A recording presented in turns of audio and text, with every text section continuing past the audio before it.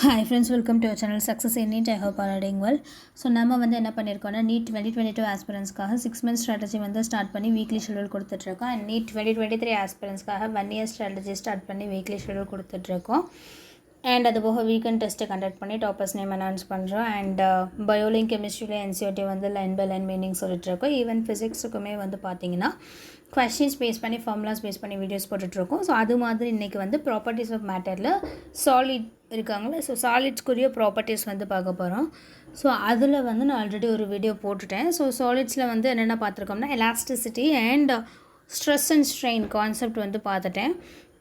So அது வரை வந்து ஃபர்ஸ்ட் பார்ட் வீடியோவில் ஆல்ரெடி போட்டேன். அதுக்கு ஒரு லிங்க்கை வேணால் நான் டிஸ்கிரிப்ஷனில் கொடுக்குறேன். அண்ட் இந்த வீடியோவில் என்ன பார்க்க போகிறோம் அப்படின்னா வந்து ஹூக்ஸ் லா வந்து பார்க்க போகிறோம். ஸோ ஹூக்ஸ் லாலேருந்து எப்படி சொல்கிறாங்க அப்படின்னு பார்ப்போம்.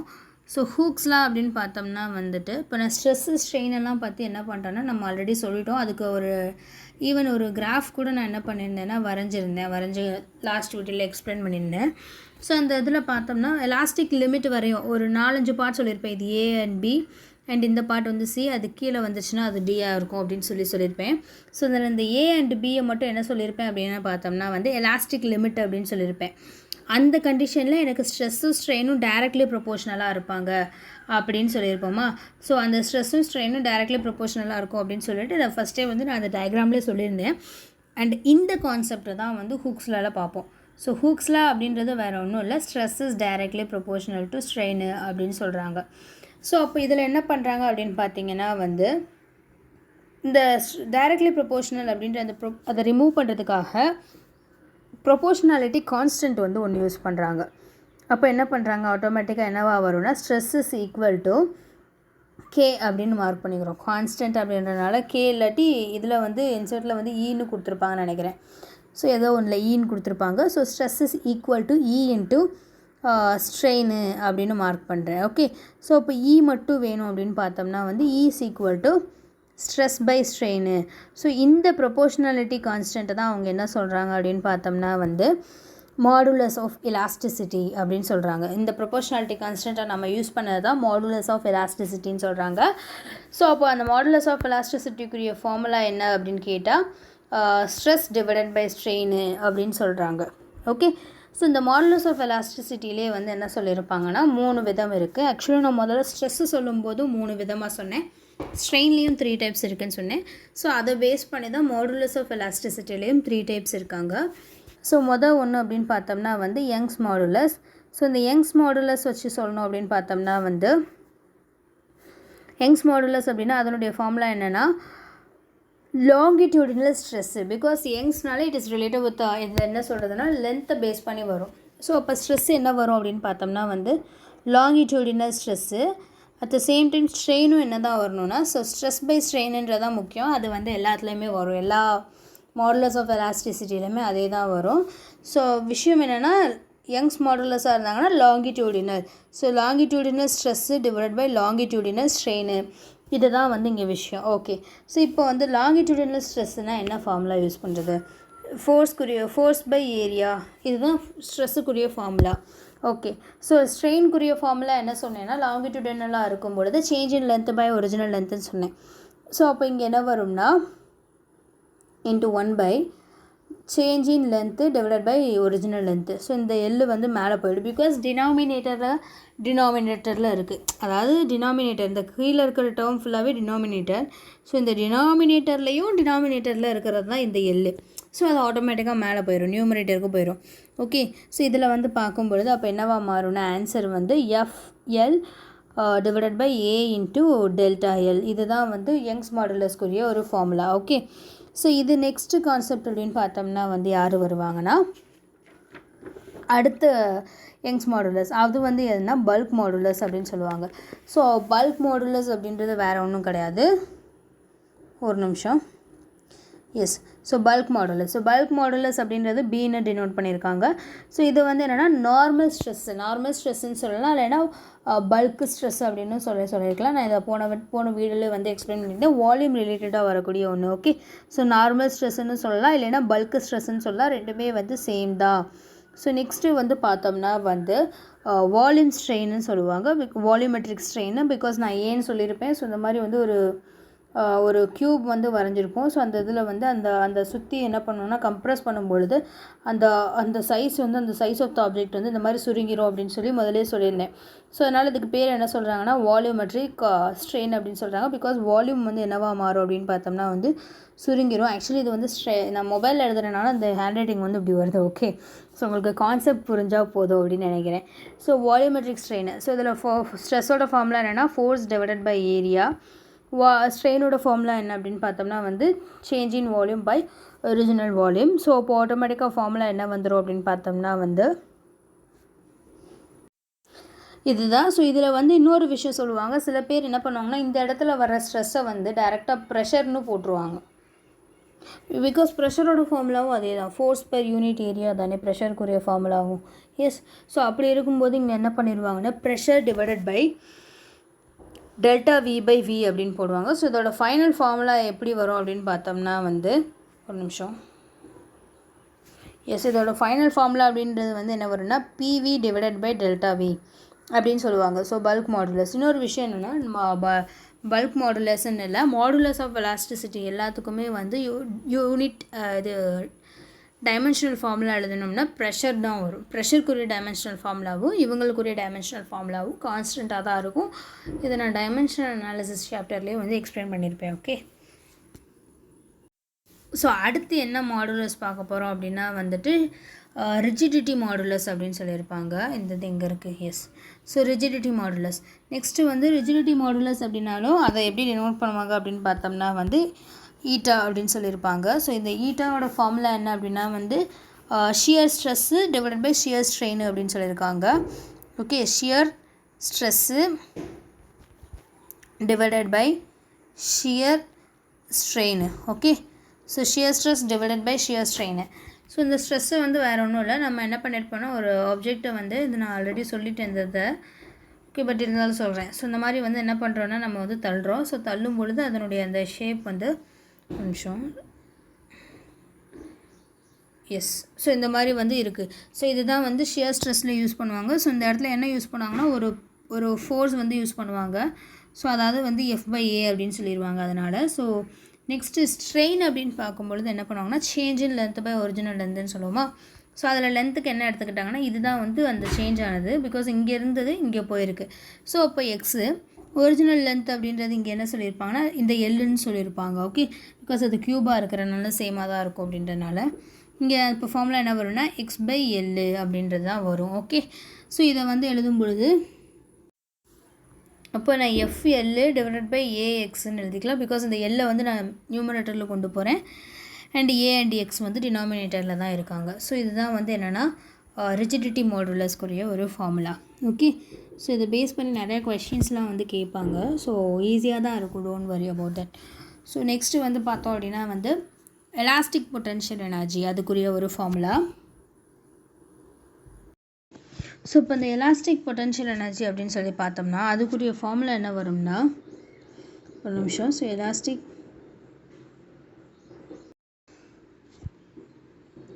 U is equal to half kx² அப்படின்னு சொல்லுவாங்க. ஸோ இந்த k அப்படின்றது என்னென்னா எலாஸ்டிசிட்டி சம்மந்தமாக வந்திருக்குது. ஸோ இப்போ என்ன கான்ஸ்டண்ட்டாக இருக்க முடியும்? ஸோ ஸ்ப்ரிங் கான்ஸ்டன்ட் அப்படின்னு சொல்லுவாங்க இந்த கேவை. இந்த இடத்துல அப்படி சொல்ல மாட்டாங்க, பட் ஆனால் இது வந்து நம்ம ஸ்ப்ரிங் கான்ஸ்டன்ட்டுக்கு ஒரு கே யூஸ் பண்ணோம்ல. ஸோ அதுக்குரிய ஃபார்முலாவை தான் இங்கேயும் நம்ம வந்து இதுக்கு சப்ஸ்டியூட் பண்ணுவோம். ஸோ இப்போ இந்த எலாஸ்டிக் பொட்டன்ஷியல் எனர்ஜியவே வந்து நம்ம force in terms of force in terms of Young's மாடுலஸில் எழுதணும்னா எப்படி எழுதலாம் அப்படின்னு யோசிக்கும் பொழுது இந்த கேவை நம்ம வந்து கொஞ்சம் கேவோட வேல்யூ என்னவாக இருக்கும்னு கண்டுபிடிக்கணும். ஓகே, இன் டேர்ம்ஸ் ஆஃப் ஃபோர்ஸில் வேணும். அப்படிங்கும்பொழுது கேவை எப்படி எழுதலாம்னா நான் சொன்ன மாதிரி ஸ்ப்ரிங் கான்ஸ்டன்ட்டை வச்சு ஒரு ஃபார்முலா வரும், ஞாபகம் இருக்கா? F is directly proportional to Xன்னு சொல்லுவாங்க. So F is equal to KX அப்படின்னு சொல்லுவாங்க. ஸோ இது வந்து ஸ்ப்ரிங்கு வச்சு படிக்கும்பொழுது ஒரு ஃபார்முலா வந்து வரும், தெரியும்னு நினைக்கிறேன். அப்போ கேவோட வேல்யூ அப்படின்னு பார்க்கும்பொழுது F/Xன்னு எழுதுவாங்க. ஓகே, ஸோ கேவோட வேல்யூ என்னென்னா F/X அப்படின்னு எழுதுவாங்க. அண்ட் இந்த இடத்துல நீங்கள் எஃப்க்கு பதிலாக வேறு எதுவும் சப்ஸ்டியூட் பண்ணணுமா அப்படின்னு பார்த்தீங்கன்னா சின்ஸ் உங்களுக்கு ஃபைனலில் நான் இன் டேர்ம்ஸ் ஆஃப் எஃப்னே வரணும் அப்படின்னு இருக்கிறனால நான் எஃப் ஒன்றும் டிஸ்டர்ப் பண்ணல.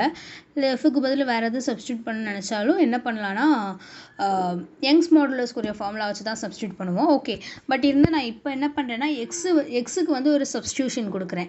எக்ஸுக்கு எப்படி கொடுக்குறேன் அப்படின்னு பார்த்தோம்னா யங்ஸ் மாடுலஸ் ஃபார்முலா எழுதுவோம். Because I need in terms of force and in terms of Young's modulus. So அப்போ யங்ஸ் மாடுலஸ்க்குரிய ஃபார்முலா எழுதணும்னா force stress by strain, so force by area into change in length by original length. So அதை எப்படி எழுதிலாம், x by l னு எழுதிக்கிறேன். Okay, so எனக்கு இப்போ இங்கே என்ன வேணும்னா x தான் வேணும். ஓகே, ஸோ இப்போ நான் இதை வேறு எப்படி எழுதலாம்னா F L divide by AX is equal to ஒய்ன்னு இருக்குது இங்கிட்டு. ஸோ இந்த எக்ஸையும் ஒய்யை ரீப்ளேஸ் பண்ணுறேன். ஸோ எக்ஸ் வந்து இங்கே வந்துடுது, ஒய் வந்து இங்கே வந்துடுது. ஓகே, ஸோ இப்போ இதுதான் எக்ஸோட ஃபார்முலா. நான் என்ன சொல்லியிருந்தேன் உங்ககிட்ட, கேவோட ஃபார்முலா என்ன சொல்லியிருந்தேன், கேக்கு பதிலாக எஃப் பை எக்ஸ்ன்னு எழுதுங்க அப்படின்னு சொல்லியிருந்தோமா. So F by okay, so F by எக்ஸுக்கு பதிலாக நான் என்ன பண்ணுறேன்னா இந்த டேர்மை போடுறேன். ஸோ எஃப்எல் டிவைடட் பை ஏஒய்ன்றது மேலே வந்துடும். ஸோ இப்போ என்ன வரும்னா எஃப்எஃப் கேன்சல் ஆச்சுன்னா கேவோட வேல்யூ வந்து ஒரு நிமிஷம். ஸோ கேவோட வேல்யூ அப்படின்றது என்ன வந்துடும்னா ஏஒய் டிவைடட் பை எல்லு அப்படின்னு சொல்லி வந்துடும். ஓகே, ஸோ கேஒய்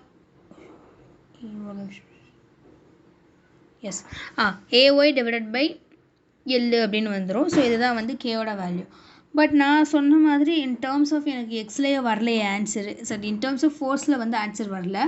சரி, ஒரு நிமிஷம் என்னென்னு பார்ப்போம். ஸோ இப்போ நான் என்ன சொல்லியிருந்தேன் அப்படின்னு பார்த்தோம்னா வந்து யூஸ் ஈக்குவல் டு ½ kx² சொல்லியிருந்தேன். ஸோ இதில் நான் கேவோட வேல்யூ கண்டுபிடிச்சிட்டேன். கேவோட வேல்யூ என்ன வருது அப்படின்னு பார்த்தோம்னா எனக்கு A Y divided by L into x² அப்படின்னு சொல்லி வருது.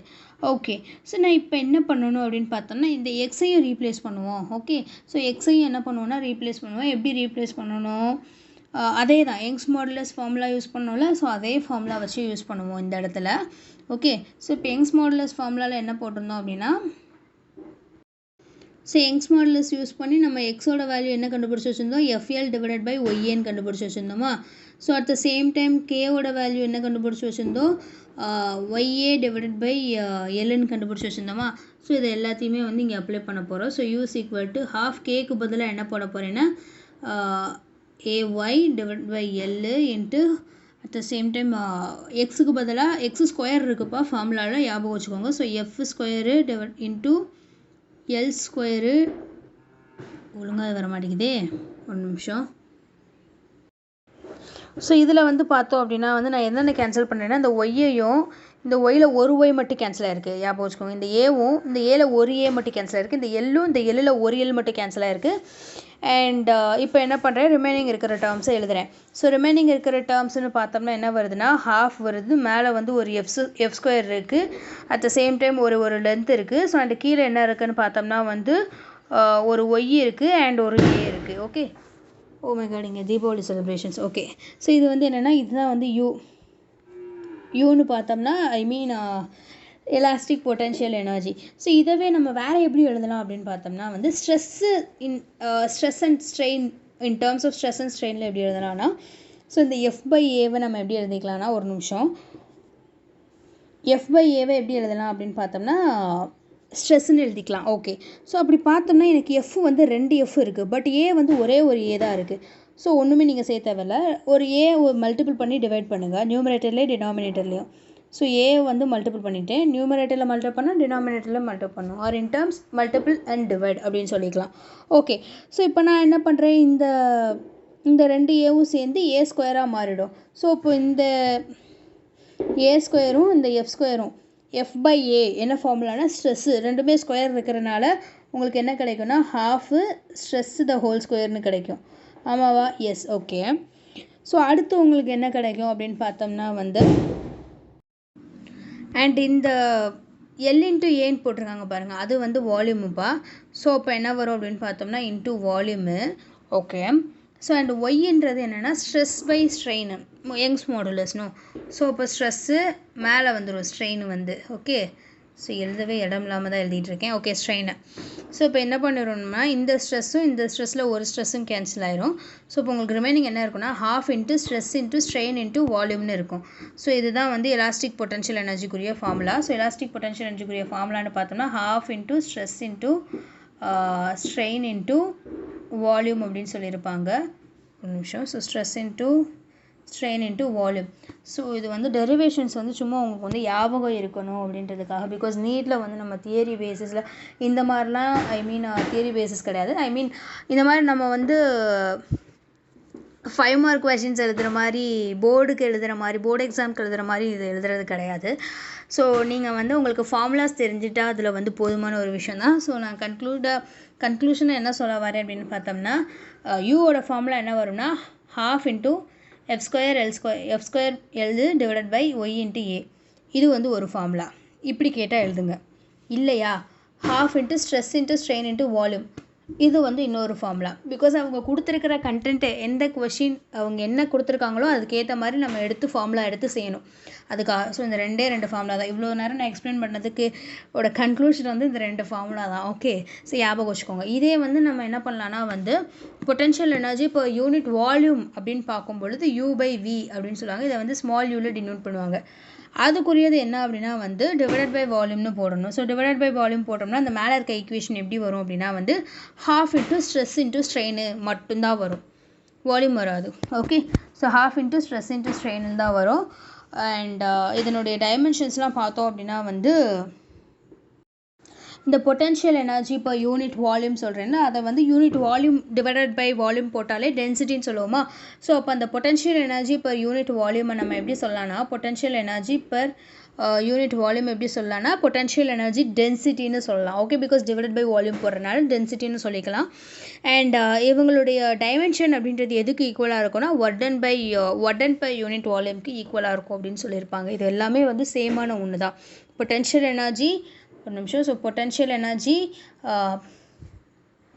பின்னு போட்டுக்கிறேன். So potential energy per unit volume அந்த பார் போட்டோம்னா அதுக்கு பேர் பெர் யூனிட்னு அர்த்தம். ஸோ பெர் யூனிட் வால்யூம்னு சொல்லலாம். இல்லை பொட்டன்ஷியல் எனர்ஜி டென்சிட்டின்னு சொல்லலாம்.